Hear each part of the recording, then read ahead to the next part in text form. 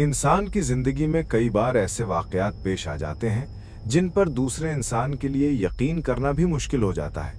एक ऐसा ही वाकया आज हम आपके साथ शेयर करने जा रहे हैं। आज की ये वीडियो शायद आपकी रातों की नींद चुरा ले।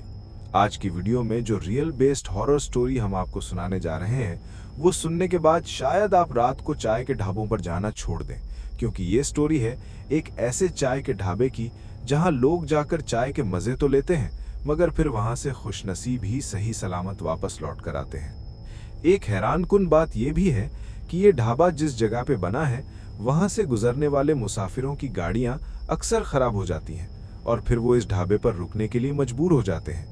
लेकिन यहाँ रुकने वाले मुसाफिर या तो बीमार हो जाते हैं या फिर आसेबजदा हो जाते हैं और कहीं तो लापता भी हो जाते हैं। ये वाकया इंडिया में रहने वाले किरण के साथ पेश आया था। क्या हुआ था किरण के साथ, आइए उसकी आप बीती सुनते हैं।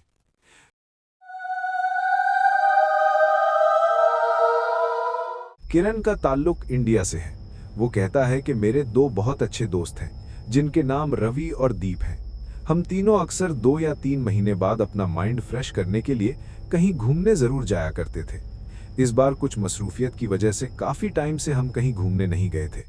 मेरे दोस्त रवि ने कहा कि हम काफी टाइम से कहीं गए नहीं हैं, हमें कहीं घूमने जाना चाहिए। बातों बातों में हमारा घूमने का प्लान बन गया।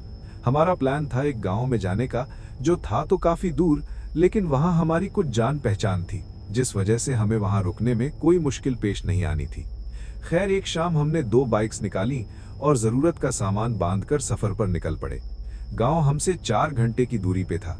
हम शाम के 7 बजे निकले थे और हमारा प्लान था कि हम रास्ते से ही कुछ खा पी लेंगे। रास्ते में हमने हाईवे पे एक ढाबे के बारे में सुना था कि वहां की चाय काफी मशहूर है।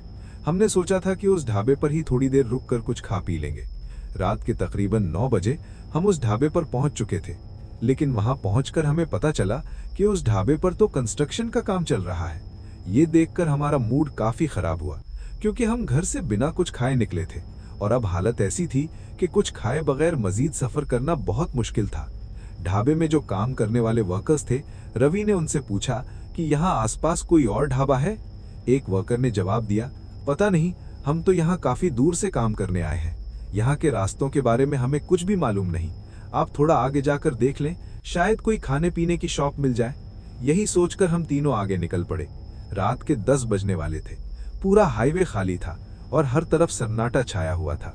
इस हाईवे के खत्म होते ही एक रोड आता है जहां से सब एहतियात से गुजरते हैं, और हमने भी अपने बाइक की स्पीड इस रोड पर आते ही आहिस्ता कर ली थी। दरअसल इस रोड को कशीदी रोड के नाम से भी जाना जाता है। इसे इंडिया का मोस्ट हॉन्टेड रोड भी कहा जाता है, क्योंकि आए दिन इस रोड पर किसी न किसी का एक्सीडेंट जरूर होता है। अब ये एक्सीडेंट अचानक से क्यों होते हैं, किसी को कुछ नहीं पता। इसके अलावा इस रोड के बारे में बहुत सारी मिस्ट्रीज भी जुड़ी हुई हैं। हमारे इंडिया में रहने वाले भाई इस रोड के बारे में काफी अच्छे से जानते होंगे। खैर, तकरीबन 20 मिनट दूर जाने के बाद हमें उसी रोड की वीरान सी जगह पे एक छोटा सा ढाबा बना दिखाई दिया। ये देखकर हमारे दिल को थोड़ी तसल्ली हुई। हमने फौरन से ढाबे के पास जाकर बाइक्स रोकी। ये काफी छोटा सा ढाबा था और वहां टोटल 4 लोग बैठे हुए थे, जिनमें से एक अंदर चाय बना रहा था, 2 काम कर रहे थे और एक बाहर चारपाई पर बैठा हुआ था। हमने चाय का ऑर्डर दिया और उसी के पास जाकर चारपाई पर बैठ गए। वो शख्स नजरें झुकाए खाना खा रहा था। हमने उससे बातचीत की। कुछ देर खामोश रहने के बाद वो हमसे कहने लगा, क्या तुमने पहले कभी ये ढाबा देखा है? हमने जवाब दिया, नहीं, हम पहली बार इस जगह आए हैं। वो कहने लगा, मैं तुम्हें इस ढाबे की हकीकत बताना चाहता हूँ। उस वक्त रात के 11 बजने वाले थे। उसने अपना सर झुकाए बताना शुरू किया कि इस ढाबे पे अक्सर लोगों को अजीबो गरीब लोग नजर आते हैं, जो अचानक से गायब भी हो जाते हैं। कहा जाता है कि इस ढाबे के पास से गुजरने वाले मुसाफिरों की गाड़ी भी खराब हो जाती है और फिर जो भी इस ढाबे पर मदद मांगने आता है वो बीमार हो जाता है। कई लोगों का तो मानना है कि यहाँ हकीकत में कोई ढाबा है ही नहीं। अगर किसी को नजर आए तो समझ जाओ वो ढाबा जिन्नात का है और वहाँ काम करने वाले भी जिन्नात ही हैं। ये सुनकर हम हंस पड़े और कहने लगे, आज के जमाने में ऐसा वैसा कुछ नहीं होता। बातों बातों में हमने चाय खत्म की और अपनी बाइक्स पे बैठकर वहां से आगे निकल पड़े। थोड़ा दूर जाने के बाद हमें याद आया कि हमने तो चाय के पैसे ही नहीं दिए। हमें चाय पीकर पैसे न देना मुनासिब नहीं लगा। अभी हम कुछ ज्यादा दूर नहीं गए थे, इसलिए हमने वापस जाकर पैसे देने का फैसला किया। हमने बाइक्स वापस मोड़ी और ढाबे की तरफ वापस जाने लगे। हम उसी जगह वापस पहुंचे जहां से हमने चाय पी थी। हैरत अंगेज तौर पे वहां किसी भी ढाबे का नामो निशान तक नहीं था। वहां सिर्फ रोड और वीरान सा एरिया था। ये देखकर हमारे रोंगटे खड़े हो गए।